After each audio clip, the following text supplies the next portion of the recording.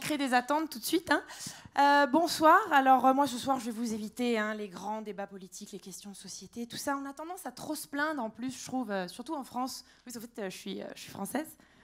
Ok, grosse ambiance. Voilà, donc on a un peu cette tendance en France, tu vois, on est là, ouais, franchement, on vit dans une société de merde, quoi. Je veux dire, trop de chômage, trop de violence. Oui, on le fait généralement avec une cigarette parce que ça donne du style. Enfin, ça donne surtout le cancer, hein, mais bon. Voilà, ce soir, les amis, je vais vous parler d'amour, bien sûr. On en a tous besoin, hein. Surtout toi, apparemment. Tu veux qu'on en parle? Non, c'est comme ça, c'est après... C'est pour ça que ça fait si mal aussi quand on se fait quitter, hein, parce que voilà, on se retrouve seul et puis bon, devant les potes, évidemment, on est là. Pas du tout. Je vis vachement bien mon célibat. Je veux dire, je me retrouve. Tu vois, ça me permet un petit peu de me ressourcer, en fait. Voilà, t'as plus l'air d'un panda mort en fait qui est passé sous un camion, mais tu fais semblant que tout va bien. Et c'est généralement à ce moment-là, quand tu es au top de ta forme, hein, que tu croises le beau gosse de ton immeuble. Alors lui, il va bien. Hein, il est arrivé avec tous ses petits muscles. Il arrive, il revient du fitness.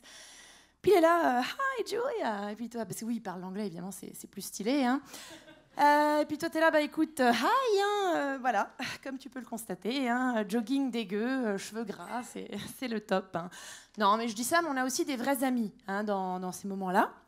Et t'as souvent ce pote qui arrive en fait avec son téléphone, puis il te dit. Écoute Julia, j'ai un ami à te présenter. Voilà, donc Pierre-Éric. Hein, bon, déjà, le prénom, tu te méfies un peu quand même.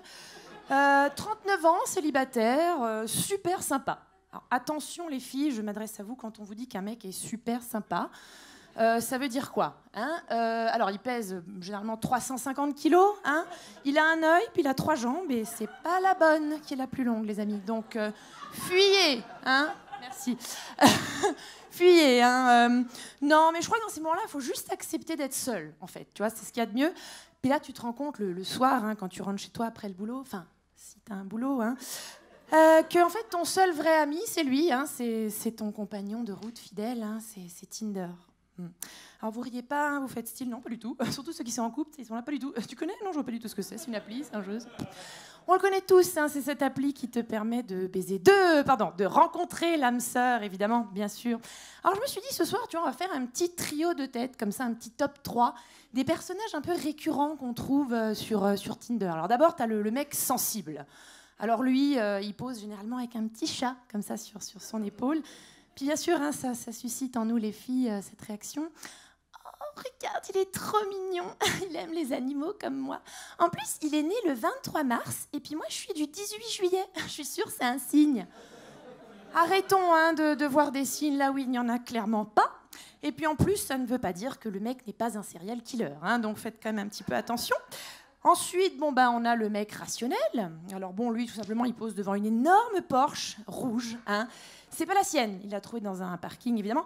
Mais ça marche hein, sur les filles intéressées, celles qui ont des petits dollars comme ça dans les yeux, qui clignotent quand elles voient une grosse voiture. Mais là, à nouveau, je dis attention, hein, grosse voiture, souvent signifie petite... voilà. Bon, après, c'est un avis.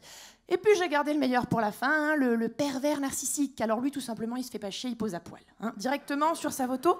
Comme il a des parents, hein, il coupe quand même sa tête parce que, petit peu de respect. Puis alors toi, t'es là, tranquille, chez toi, tu feuillettes Tinder, et puis là, oh putain, une bite. Voilà, donc les mecs, calmez-vous, hein, c'est pas ça que nous aimons. Cela ne veut bien sûr pas dire qu'il n'y a pas des mecs formidables ou des filles sublimes hein, sur Tinder, donc je vous laisse chercher. Voilà, merci, c'est tout pour moi. Bravo!